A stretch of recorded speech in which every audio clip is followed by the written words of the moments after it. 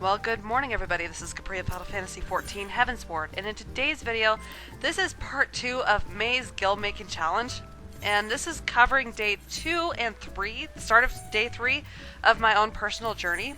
And to participate in this challenge, you don't need to do anything fancy. This is super casual. Just set a goal, have an idea of what you want to do, and just go for it. Although I would love to hear about what you're trying and how much you're making and everything like that. So feel free to leave a comment or a personal message if you don't want to, say anything out in the open. Just send me a personal message over YouTube and I would love to hear about it. So the rules for my own challenge is that, I have to only use what I already have and building on that in order to make gil. And I started out with 0 gil. So far sales have been fairly steady, nothing too impressive, but they include things like fig borovoras and stuffed cabbage rolls, void glue, and some leveling equipment for the 50 to 53 range. But some of the markets that I found very interesting that I really wouldn't have found if I didn't take on this challenge, some of the interesting markets that I found were things like Spinel or whatever you call it. It's a level 41 goldsmith, it's a purple gem. And I was able to buy the raw materials for, I think it was like 50 or 60 gil. And I was able to buy about 60 of them. And I was able to, craft a few of them. And, I sold them high quality for about 4,000, 5,000. And then the other thing that I found interesting was linseed oil, which is a level 29 alchemist. The materials there kind of spendy in comparison to the spinel. But, I was still able to turn around and sell them for 5,000, 6,000, and I'm sure it'll pop up in the video soon, but it's something that you can make money off of very low leveled. And then with how busy I've been, I haven't been able to craft hardly anything, to be honest, except for the buff foods.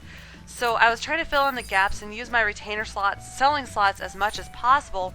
So I was looking through, my inventory, looking for any high quality raw materials. Because in most cases right now I'm okay at crafting, so I don't need high quality materials to make a high quality product. And then I also did the same thing with high quality refined materials as well, such as rainbow thread and well, I didn't sell rainbow cloth because that was actually a negative profit or deficit. And then I was also doing some basic flips of, I was able to flip grade 1 vitality dissolvent. I picked up a large stack for like half the price of what I was selling it at.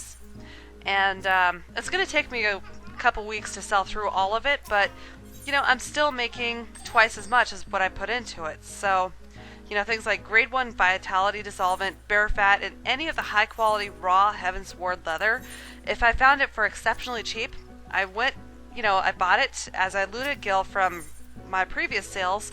I went and bought it, and then went straight back to the retainers and flipped it.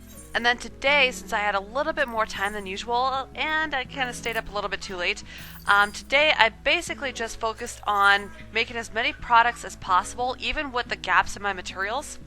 What I'm trying to do is I wanted to clear, I wanted a clear vision of what materials I still need. That way, when I do have some time, I can go get those materials, whether I buy, farm, or craft or anything like that. I'm just trying to use as many materials as I can, get them out of my inventory so I have a clear vision of what I still need. So for the rest of the video, I'm basically going to let you keep on watching me, bring up all of my sales histories, and during that time I'm going to kill time and talk about some things that, I think people need to, be aware of. And, one of the things that I want to hit on is don't be a perfectionist. All we're really doing in this challenge is we're working towards a goal. And the reason I wanted to talk about this so much is because, if I was a perfectionist right now, I would not be able to make any money.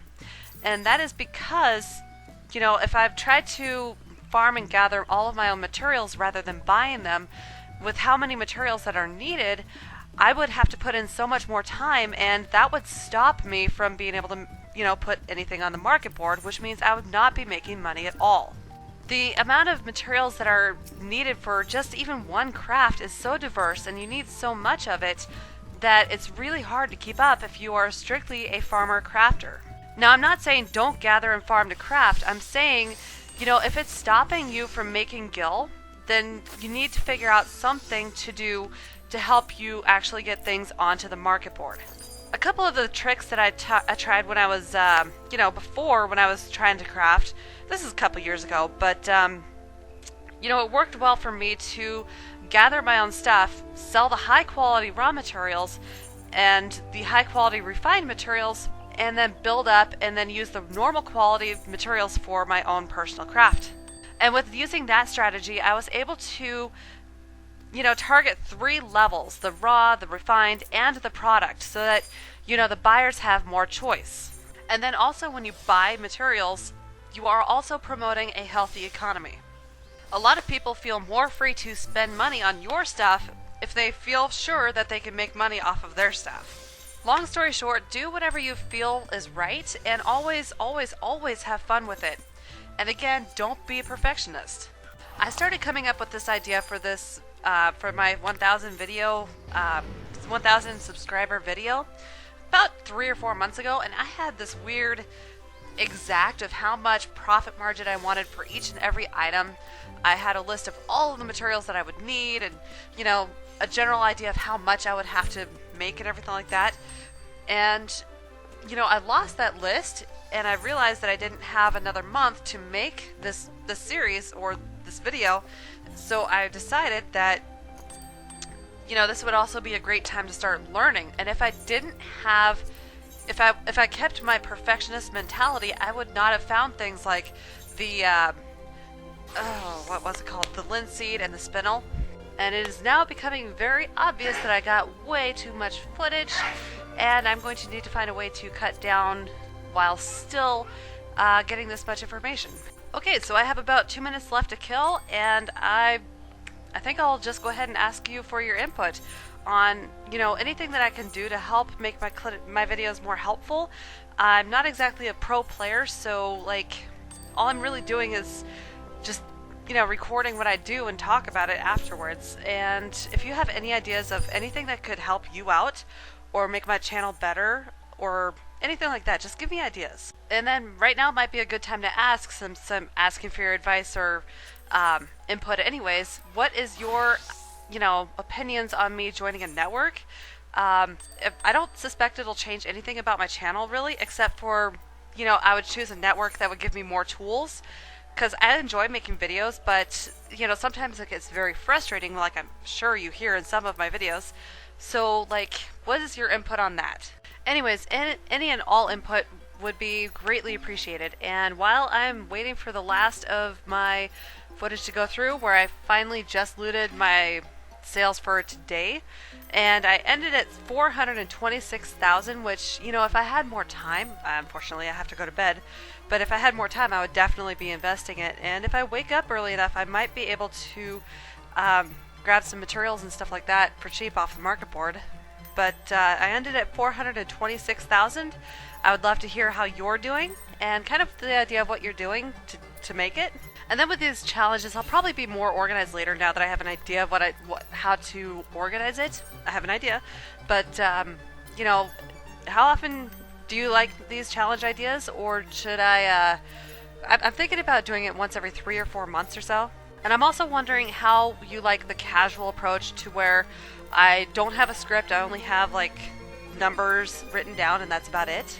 And then I think I'll just let the footage run for the rest of the video, and I'll let you go so you don't have to hear me talk all nervous like.